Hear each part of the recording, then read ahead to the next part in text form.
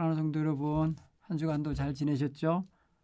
이제 부활의 절기를 맞이한 저희들 생기 가득하게 또 주님과 함께 동행하시는 그 멋진 신앙생활을 펼치는 그런 우리 성도님들 되기 바랍니다. 특별히 이제 부활 절기를 맞이했으니까 우리의 삶으로 예수 부활의 신앙을 드러내며 살아야겠어요. 그래서 열심히 삶을 경건하게 또 거룩하게 세워가면서 동시에 복음 전하여 예수 널리 세상에 알리는 그런 삶을 살아갈 수 있게 되기 바랍니다.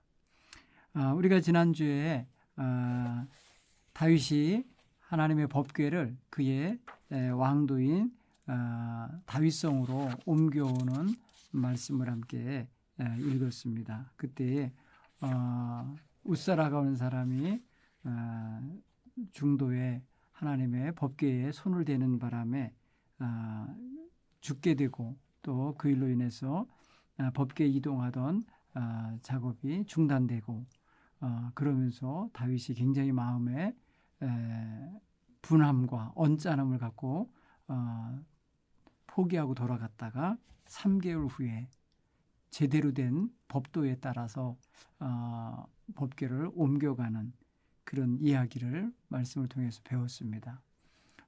법궤를 자기의 삶의 중심으로 모셔온다고 하는 것은 상당히 중요한 의미가 있어요. 우리 신앙인들도 하나님의 임재의 상징물이 된 법궤를 옮겨갔던 다윗처럼 우리도 하나님의 말씀을 또 하나님의 거룩하신 은혜와 그 명령하심을 그대로 받드는 자세를 가져서 우리의 삶 전체를 하나님의 것이 되도록 만들어가는 그런 지혜가 있어야 될 줄 믿습니다. 오늘은 사무엘하 7장의 말씀을 가지고 다윗에게 하나님이 놀라운 언약을 허락하시는 언약을 주시는 그러한 내용을 함께 공부하도록 하겠습니다. 사실 다윗은 마음으로 하나님의 성전을 지어드리고 싶은 마음을 이렇게 품었는데 하나님이 그 마음만 받으시고 다윗의 손으로 성전 짓는 작업은 실제 행하지 못하도록 거절을 하셨어요. 그 대신에 그런 다윗에게 하나님이 놀라운 약속을 하나 내려주시는데 그게 놀라워요. 오늘 그 말씀을 함께 읽으면서 공부해 보도록 하겠습니다. 본문 말씀은 사무엘하 7장 1절로 17절까지 읽도록 하겠습니다. 여러분 성경을 구약성경 473면을 찾아서 보시기 바랍니다. 여호와께서 주위의 모든 원수를 무찌르사 왕으로 궁에 평안히 살게 하신 때에 왕이 선지자 나단에게 이르되 볼지어다 나는 백향목 궁에 살거늘 하나님의 교회는 휘장 가운데 있도다. 나단이 왕께 아뢰되 여호와께서 왕과 함께 계시니 마음에 있는 모든 것을 행하소서 하니라. 그 밤에 여호와의 말씀이 나단에게 임하여 이르시되 가서 내 종 다윗에게 말하기를 여호와께서 이와 같이 말씀하시되 네가 나를 위하여 내가 살 집을 건축하겠느냐? 내가 이스라엘 자손을 애굽에서 인도하여 내던 날부터 오늘까지 집에 살지 아니하고 장막과 성막 안에서 다녔나니 이스라엘 자손과 더불어 다니는 모든 곳에서 내가 내 백성 이스라엘을 먹이라고 명령한 이스라엘 어느 지파들 가운데 하나에게 내가 말하기를 너희가 어찌하여 나를 위하여 백향목 집을 건축하지 아니하였느냐고 말하였느냐? 그러므로 이제 내 종 다윗에게 이같이 말하라. 만군의 여호와께서 이와 같이 말씀하시기를 내가 너를 목장 곧 양을 따르는 데서 데려다가 내 백성 이스라엘의 주권자로 삼고 네가 가는 모든 곳에서 내가 너와 함께 있어 내 모든 원수를 네 앞에서 멸하였은즉 땅에서 위대한 자들의 이름같이 내 이름을 위대하게 만들어 주리라.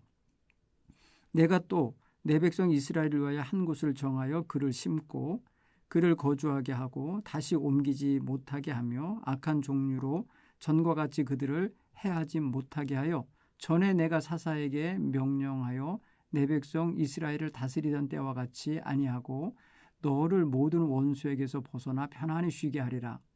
여호와가 또 내게 이르노니 여호와가 너를 위하여 집을 짓고 네 수하인이 차서 네 조상들과 함께 누울 때에 내가 네 몸에서 날 네 씨를 네 뒤에 세워 그의 나라를 견고하게 하리라. 그는 내 이름을 위하여 집을 건축할 것이요 나는 그의 나라 왕위를 영원히 견고하게 하리라.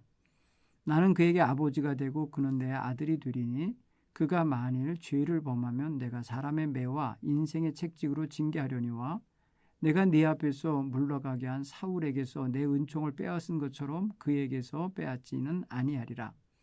네 집과 네 나라가 내 앞에서 영원히 보존되고 네 왕위가 영원히 견고하리라 하셨다 하라. 나단이 이 모든 말씀들과 이 모든 계시대로 다윗에게 말하니라. 아멘. 오늘 이 이야기가 어떤 배경에서 나왔는지 성경을 자세히 읽어보면 얼른 간파할 수 있죠. 다윗이 자기는 백향목 궁에서 살고 있는데 하나님의 법궤는 아직도 휘장 안에 있는 것이 마음에 걸렸어요. 그래서 하나님을 위해서 하나님의 집을 건축하고 싶은 그런 마음을 품었던 것 같아요. 근데 그걸 하나님이 읽으시고 나단에게 가서 전하라고 말씀하시는 거예요. 그 내용은 좀 전에 우리가 읽은 것 같은 그런 내용으로 전개되어 있는데, 자, 하나님께서는 출애굽 이후 광야를 거쳐 오는 동안에 그리고 사사시대를 거치는 동안에 어느 지파 어느 누구에게 나를 위하여 집을 지라 이렇게 건축을 명령하신 적이 없었다고 분명히 말씀하셨죠. 그래서 내가 언제 너희들한테 집 져달라고 했냐 뭐 이런 식이잖아요.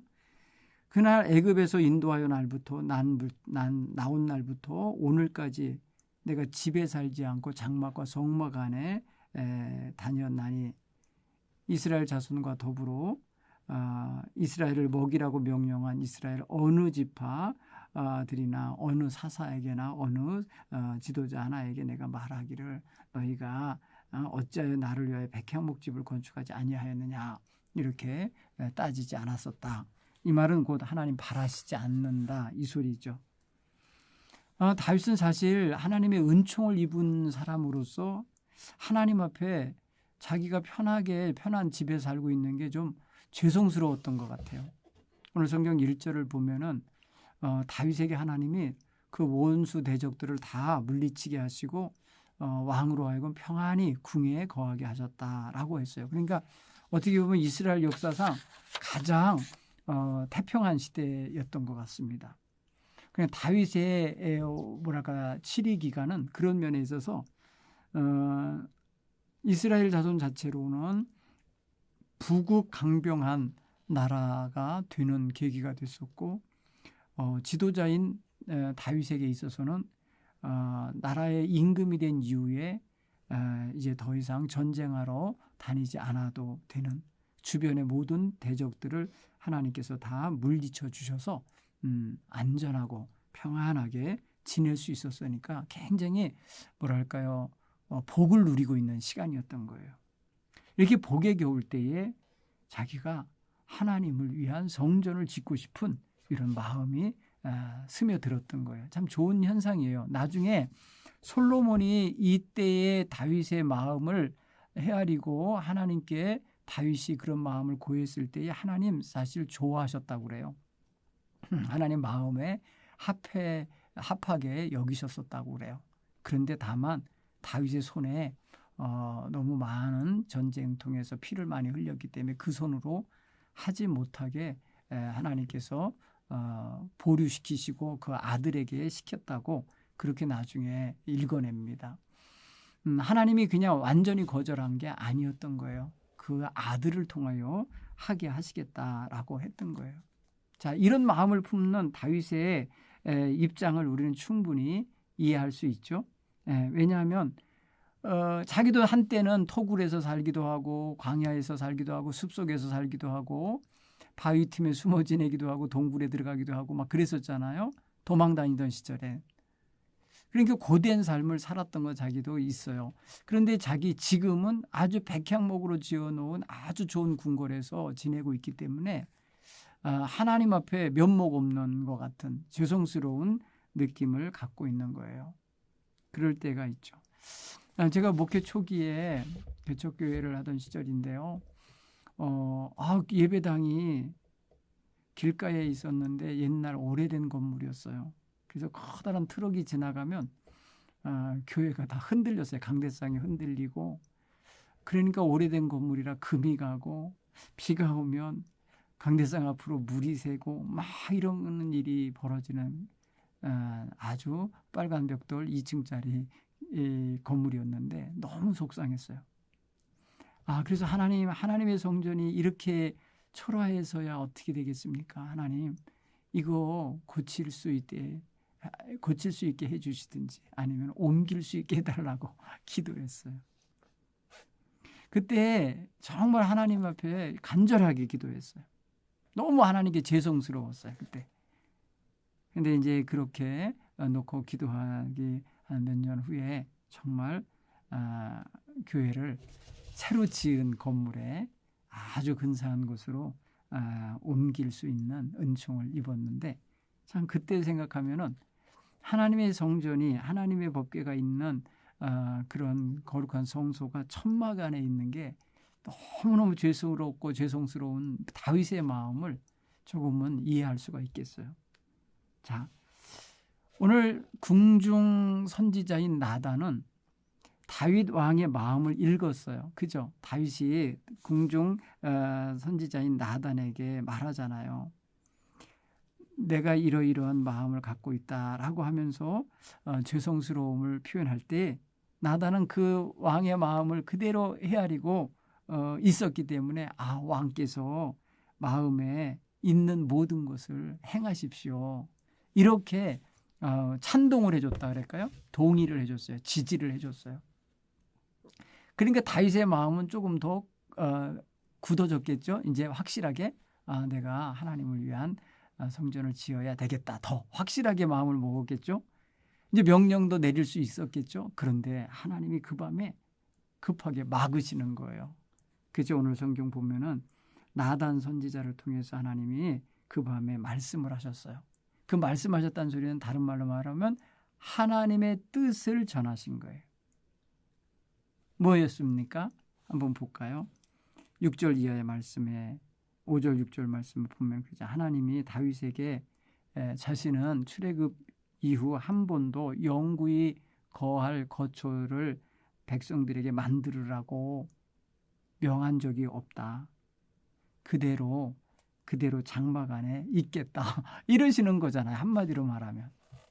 내가 원하지 않았다.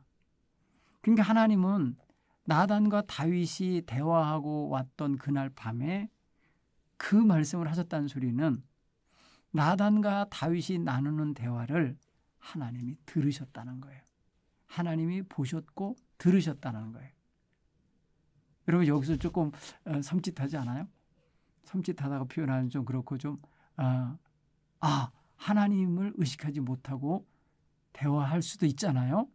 그런데 하나님은 모든 대화를 듣고 계시고 보고 계시구나. 이거를 생각하면은 우리가 삶과 조심해야 되겠죠. 조심해야 되겠고 또 가능하면 하나님 기뻐하실 이야기를 해야 되겠죠. 하나님 들으시고 좋아하실 만한 계획을 논해야 되겠죠. 참 여기서 우리가 그런 면에서 하나님이 보고 듣고 계신 눈과 귀를 의식해야 돼요. 여러분 우리 나단과 다윗이 둘이서 나눈 대화지만 하나님이 들으시고 거기에 개입하셔서 그들의 대화를 더 발전하지 않도록 더 다른 행동으로 나타나지 않도록 막고 계시다라는 걸 볼 때에 하나님께서는 하나님의 뜻대로 우리가 말하고 행하기를 원하신다는 걸 알 수 있어요. 특별히 여러분 8절 9절에 보면은 하나님은 다윗의 삶에 어떻게 관여하셨는지 하나님이 서술하시는 장면이 나와요. 첫째로 뭐냐면 하나님은 다윗을 목장에 있던 목동, 양떼를 따르고 양떼를 데리고 다니던 그 현장에서 다윗을 데려다가 자기가 택한 백성인 이스라엘 백성의 주권자로 삼으셨다라고 표현했어요. 여러분 여기서 다윗이 나단을 통해서 전해 듣는 말씀이잖아요. 하나님이 직접 지금 다윗에게 하는 소리가 아니라 다윗에게 나단 선지자를 통해 전해주는 거예요. 나단 선지자가 다윗의 출신과 그 모든 상황을 다 어떻게 알겠어요. 그런데 놀랍게도 하나님이 알게 하시는 거예요. 내가 너를 목장에서 데려다가 내 백성 이스라엘의 주권자 영도자로 삼은 하나님이다 라고 말씀하는 거예요. 그러니까 택하시고 인도하시고 그를 세우시고 지금 사용하고 계신 분이 하나님임을 말해줘요. 두 번째는 뭐냐면 하나님은 지금까지 다윗과 함께 하셔서 모든 전쟁, 많은 전쟁을 치르는데 항상 함께 하시며 승리하게 하셨고 적들을 가차없이 물리칠 수 있도록 도와주셨다라는 말씀을 하고 계세요. 굉장히 중요한 거죠. 9절에 보면은 내가 가는 모든 곳에서 내가 너와 함께 있었다. 내 모든 원수를 내 앞에서 멸하였다. 라고 하는 말을 하시는 거잖아요. 결국 뭐예요? 다윗의 삶 속에 하나님이 계속해서 동행하셨고 다윗을 계속해서 그 위험한 전쟁에서 지켜주셨고 그 적들을 다 멸할 수 있도록 인도해 주셨다라는 사실을 확인시키는 거예요. 여러분 다윗이 여기서 겸손해지겠죠. 아, 나는 목동이었는데 시골 농부의 아들이었는데 그냥 있었으면 그냥 목동으로 살다가 마를 인생이었는데 하나님이 나를 이스라엘의 주권자로 삼으셨구나. 그러니까 나의 나 된 것은 내 힘으로 된 것이 아니라 하나님의 인도하심이구나. 이걸 깨닫겠죠. 하나님이 지금 이거를 지금 기억하게 하시는 거예요. 그리고 다윗으로 하여금 많은 전쟁을 치르는 동안에 목숨을 지켜주고 또 전쟁에서 다 승리하게 하고 그 대적들을 다 물리친 것이 내 힘으로 된 게 아니라 만군의 여호와 하나님이 함께 하시고 도와주셔서 된 거구나 라는 것을 깨닫게 하시는 거예요. 자 보세요. 오늘 우리는 그런 면에서 하나님 말씀을 읽을 때나 자기 자신을 대할 때 내가 나의 삶을 다 주관한 게 아니라는 거예요. 나의 삶의 시작부터 지금 여기까지 인도하시고 도우신 분은 하나님이라는 거예요.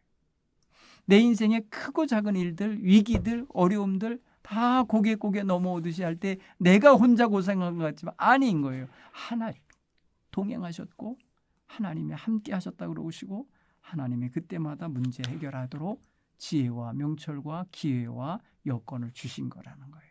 여러분 이거를 우리가 읽어내고 우리도 그렇게 우리의 삶을 해석하고 우리도 우리의 삶을 그렇게 고백할 수 있는 이런 성도들이 되셔야 할 줄 믿습니다.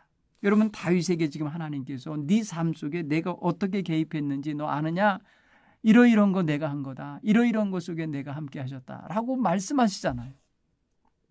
그러니까 우리는 이 성경을 읽으면서 다윗의 인생을 나열하는 것이 중요한 게 아니라 나의 인생을 서술하는 게 더 중요한 거예요. 나의 인생도 돌아볼 줄 알고 그 속에 들어오셔서 일하셨던 우리 하나님의 손길을 우리가 잘 보는 이런 눈이 필요하다. 여러분 이런 감각이 열려야 이게 정말 성경을 제대로 읽는 사람들의 모습이에요. 그건 무엇이냐면 우리가 성경을 읽을 때 글씨로서 글로서만 읽는 게 아니라 성경을 읽을 때에 그 뜻으로도 읽어야 되고 나중에는 그 성경이 나를 읽게 해야 돼요. 내 삶을. 나 여기 있는 이 삶 이거 하나님이 지금 주관하시는 삶이다 라고 말씀하시는 소리가 우리의 심령 속에 들리도록 성경을 읽어야 되는 거예요. 여러분 오늘 이 성경 말씀을 가만히 묵상하면서 아 다윗은 지금 자기 인생에 지금 평안하여지고 지금 백향목 궁궐에 이렇게 머물고 이렇게 쉬고 있는 이 모습은 이게 다 하나님 거구나 하나님이 주신 거구나를 지금 깨닫게 되는 거예요. 여러분 오늘 7장 1절에 그랬잖아요. 여호와께서 주위의 모든 원수를 무찌르사 왕으로 궁에 평안히 살게 하신 때에 이렇게 표현했어요. 여러분 이 사무엘하 기자는요 분명히 그 말을 그렇게 남기잖아요. 다윗이 훌륭해서가 아니라 다윗이 섬기는 하나님이 위대하시고 그 하나님의 섭리와 사랑이 다윗에게 흠뻑 쏟아지고 있기에 다윗의 모든 적들을 물리치신 거고 그리고 편안히 쉬게 하신 거라는 거예요. 이거를 지금 하나님이 9절에서 직접 나단 선지자를 통하여 다윗에게 전달하고 계십니다. 또 여러분 주목해 봐야 될 건 10절이에요. 하나님의 집을 짓기 원하는 다윗에게 하나님이 무슨 약속을 해주시는가를 보세요. 약속이 있어요. 거기 다윗은. 다윗에게 주는 약속.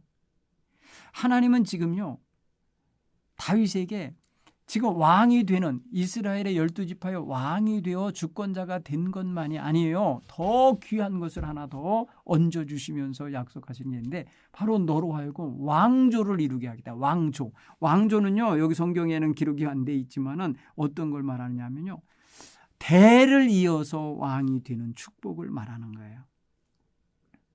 10절 이하에 이건 뭐냐면 이스라엘 백성 자체가 이제는요, 영원히 한 자리에서 이제 머물면서 살고, 한 자리에서 뿌리 내리고 살고, 한 자리에 마치 심어진 나무처럼 거기 있게 하시겠다고 하는 하나님의 확실한 약속과 함께 다윗의 왕권이 대를 이어가면서 계속해서 유지 보존될 거라고 하는 약속이에요. 여러분, 이거는 정말 이제 좋은 약속이죠. 여러분, 이거는 그의 왕가가 지금 이제 서게 될 거라는 그런 말씀이에요. 왜냐하면 지금까지 왕가가 서지 못했죠.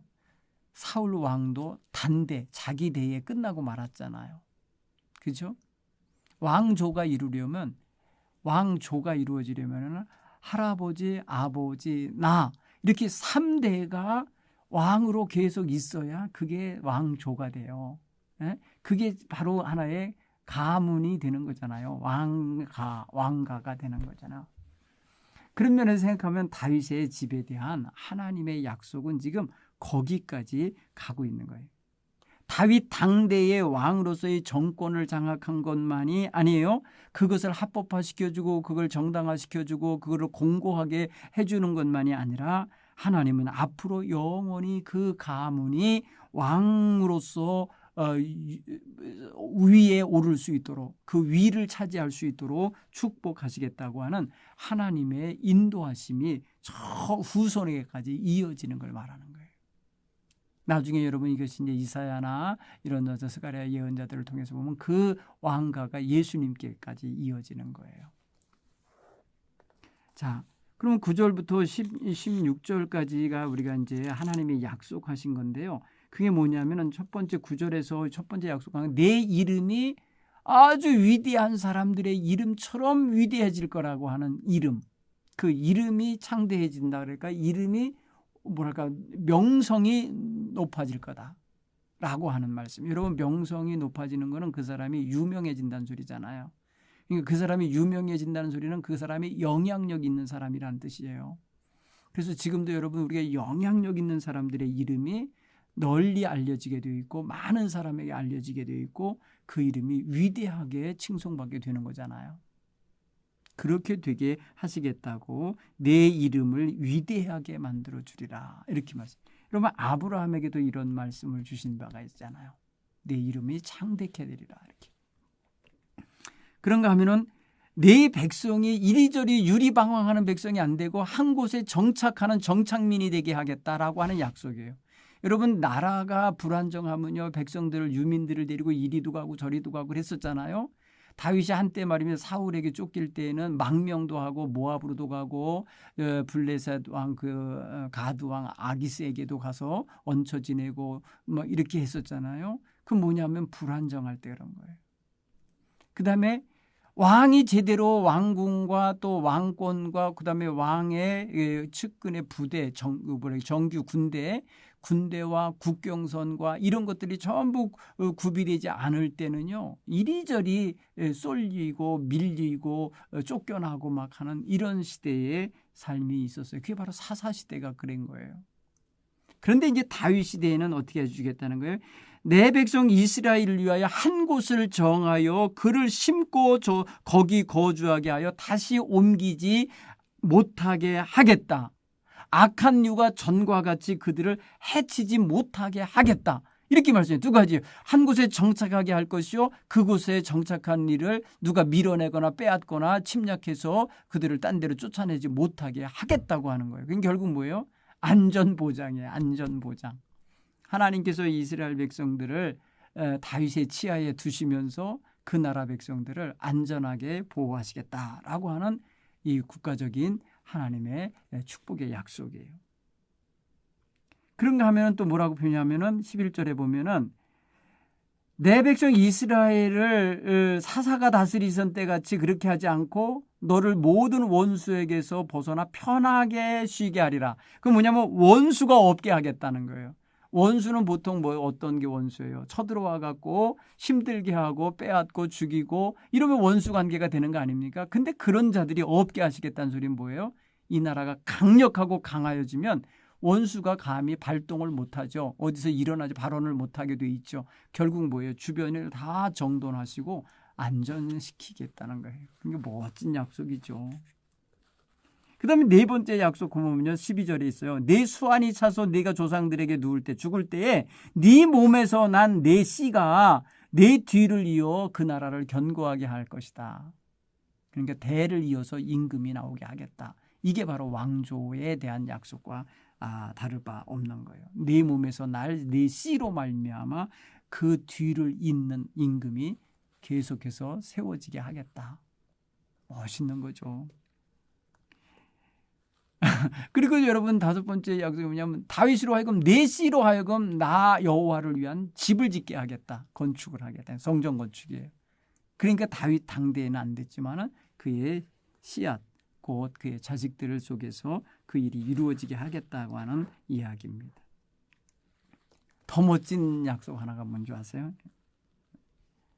여섯 번째 보면 하나님이 친히 다윗의 자손, 다윗의 자녀들을 자기 아들을 삼으시겠다. 그래서 지켜주면서 때론 걔가 잘못하고 곁길 나가면은 인생 책직이라고 표현했어요. 오늘 여기 보면은 그죠? 사람의 매와 인생의 책직으로 징계하려니와라고 했어요. 그게 무슨 소리예요? 옆에 꾸짖어주는 사람이 있게 할 거고 바로잡아주는 사람이 있게 할 거고 매질해 줄 수 있는 사람이 있을 거고 여러분 사실 이게 은총인 거예요. 축복인 거예요. 사람이 방치당하고 하든지 말든지 무관심하게 하고 하면 그건 버림받은 느낌이 들지만 책망을 받고 꾸지람을 당하고 뭐랄까 조언을 하고 충고를 해주는 사람이 옆에 있다라는 건 복이죠. 다윗과 다윗의 자손에겐 그런 복을 주시겠다고 말씀한 거예요. 네. 여러분 사울 임금 때에 사울 옆에서 바른 소리 한 사람이 있나요? 다윗 요나단 그 아들이 바른 소리 했다가 저주를 당하죠. 아주 아들을 말입니다. 못된 아들로 만들어버리고 아들마저도 죽이려고 할 정도로 아주 들을 귀가 없는 사람이었잖아요. 그런데 하나님은 다윗과 그의 가문에다가는 이렇게 사람의 매와 인생 책직으로 징계하며 바로잡아 주겠다고 말씀하시는 거예요.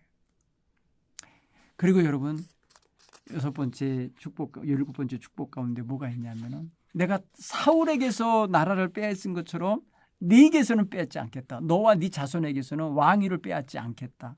나라가 계속해서 보존되고 영구히 유지되게 하겠다라는 거예요. 여러분 사울에게서는 왕권을 뺏어서 다윗에게 주셨잖아요. 그런데 다윗과 그의 자손은 뭐가 그렇게 잘나서 뭐가 그렇게 말이 멋져서 이런 약속을 미리 하시냐는 거예요. 들여다도 안 보시고. 여러분 다윗을 얼마나 사랑하시고 믿으셨으면 이러셨겠어요. 그렇죠? 그런 면에서 보면 하나님이 조금 편애하신 것 같기도 해요. 왜냐하면 사울의 집은 당장 뺏어서 말이에요. 다윗에게 넘겨주시고 다윗과 그의 자손은 행여라도 뭐가 잘못하면은 징계할 수 있도록 옆에 인생 책직을 주시고 사람의 매를 해서라도 바로잡아 줄지언정 뺏진 않겠다고 하시잖아요. 여러분 이게 다윗에게 엄청난 귀한 약속이에요. 그래서 다윗이 나중에 말이에요 노래하잖아요. 하나님 내가 뭐간데 내가 집이 무엇이간데 이렇게까지 생각해 주시고 이렇게까지 복을 주십니까? 이건 정말 감격입니다 해갖고 이 다윗이 그 다음에 하나님 앞에 감사하면서 찬양하면서 기도를 합니다. 여러분 그거 생각해 보면은 다윗은 정말 복 받을 만한 사람이다라는 걸 알 수 있어요. 그가 하나님의 약속을 믿고 기도하는 내용을 여러분 이제 저쪽 24절 이하에 가서 보시면은 정말 하나님 앞에 다윗이 겸손하게 그렇게 하나님 말씀대로 하십시오. 하나님이 그렇게 복 주시겠다고 하셨으니까 종과 종의 집에 영원히 복이 임하게 해 주십시오 하면서 그렇게 겸손하게 받아들여요. 결국 뭐예요? 자기가 성전 짓고 싶은 마음을 접고 하나님이 주시는 새 약속을 받아들이며 감격하는 장면이 바로 이 사무엘하 7장 이야기입니다. 여러분 한번 이 말씀을 우리의 삶에 한번 적용해 볼까요? 하나님은 목동이었던 다윗을 택하셨죠. 결국 뭐냐면 목동으로 살 수밖에 없는 인생 속에 개입하셔서 그를 택하여 부르셔서 전혀 다른 차원의 삶을 살도록 인도하셨죠. 여러분 목동의 삶은 평민의 삶 아닙니까? 시골에 사는 한 농부의 삶 아닙니까?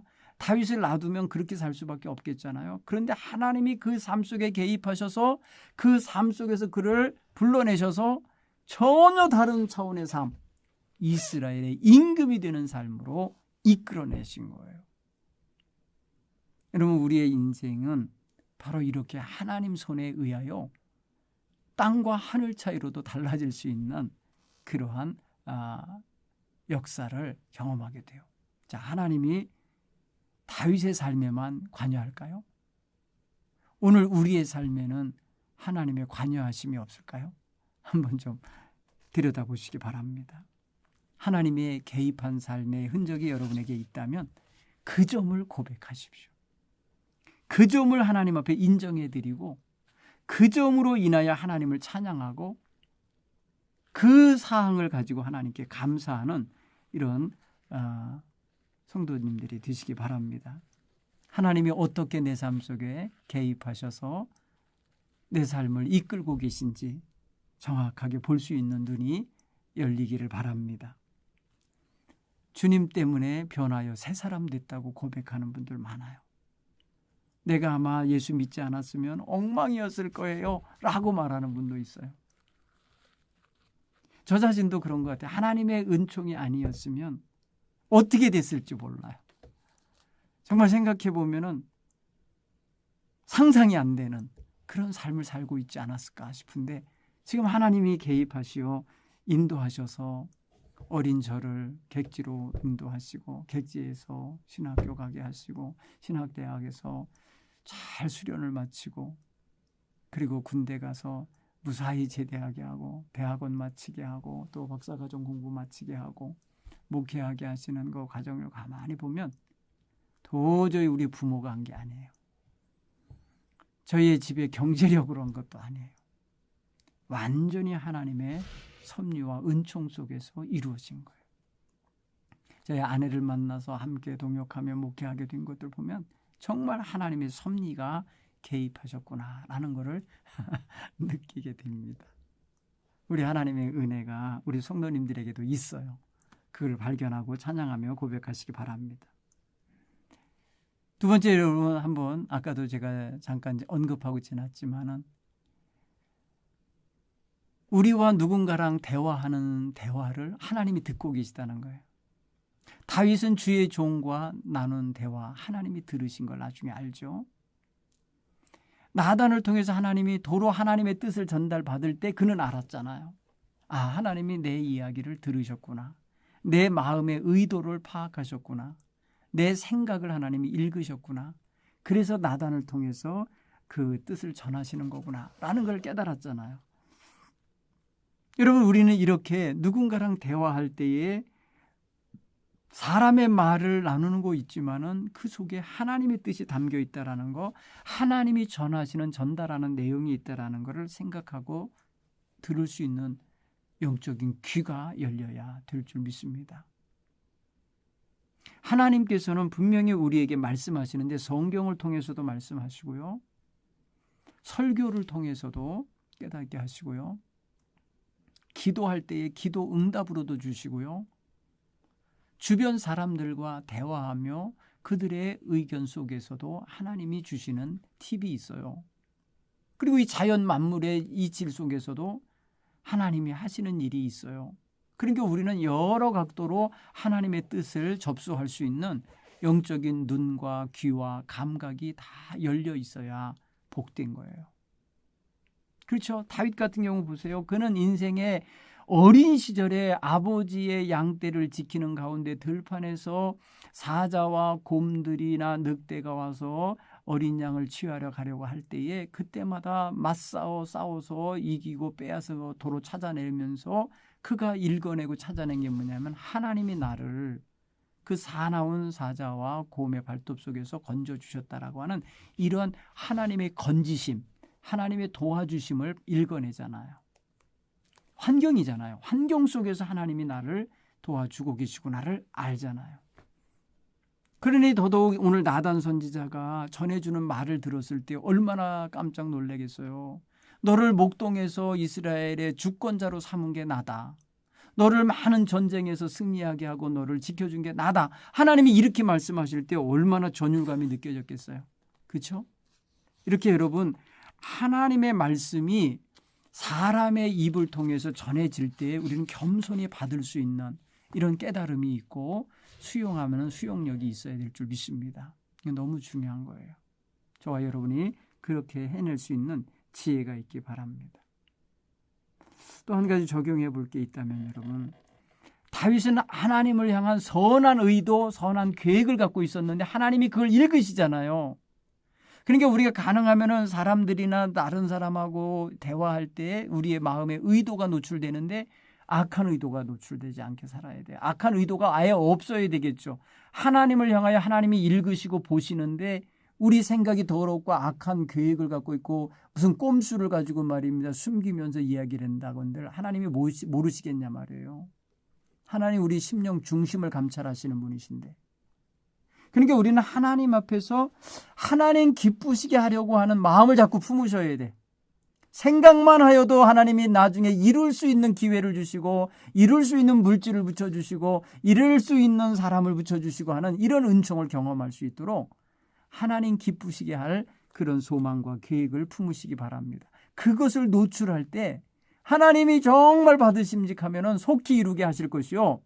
아직 때가 아니 되면은 하나님이 마다하시며 조금 기다리게 하실 수 있어요. 다만 하나님의 뜻에 우리는 순종하는 자세를 갖고 하나님께 무엇을 해드릴까? 내게 주신 재능과 내게 있는 여건과 내게 있는 모든 분복을 가지고 내가 어떻게 하면 하나님을 기쁘시게 할까? 이런 생각을 해볼 수 있도록 살아가기를 간절히 바랍니다. 오늘 저는 이 사무엘하 7장 다윗의 의도와 생각을 읽으시고 하나님이 다윗이 구하지 않은 것까지 주고 계신 이 은총을 부러워합니다. 여러분도 정말 주님을 기쁘시게 하려는 생각만 가져도 하나님이 그 생각을 사시고 우리에게 좋은 것으로 축복의 대가를 주실 것을 믿고 사셨으면 좋겠어요. 다윗은 그걸 의도한 건 아니었어요. 하나님께 이런 축복을 받기 위해서라도 나는 성전을 지어야지 이게 아니었어요. 그냥 하나님 기쁘시게 해드리고 싶었어요. 하나님 성전 지어드리고 싶어하는 그 순수한 마음에 하나님은 생각지도 않았던 바라지도 않고 원하지도 않고 구하지도 않은 것까지 엄청난 복을 내어 주시는 거예요. 그의 이름이 정말 위대한 이름이 되게 하고 그의 나라가 이제 안정되게 살 수 있도록 하나님이 지켜주시 모든 원수들을 물려쳐 주시겠다라고. 그의 가문이 왕조를 이루고 자자손손 왕위를 이어가게 할 것이고 무슨 잘못을 해도 하나님이 꾸짖는 사람들을 붙여주셔서 바로잡아 주실 거고 그 나라를 빼앗지 아니하시겠다고 하는 이런 엄청난 복을 하나님이 약속해 주시잖아요. 우리 정말 좋은 거 계획하시고 좋은 생각 하나님께 내어드리며 살아갈 수 있기 바랍니다. 특별히 하나님 나라가 확장되는 일을 위해서 누군가를 전도하고 싶은 마음, 하나님께 정성 다하여 헌금하고 하나님께 헌신하고 싶은 마음, 하나님의 나라를 위해서라면 충성하고 싶은 이런 계획과 마음의 기도가 늘 자리 잡고 있기를 간절히 축원합니다. 오늘 말씀을 묵상하시면서 다시 한번 7장, 8장을 좀 이렇게 연이어서 읽어보시기를 간절히 바랍니다. 다음 주에 뵙겠습니다. 안녕히 계세요.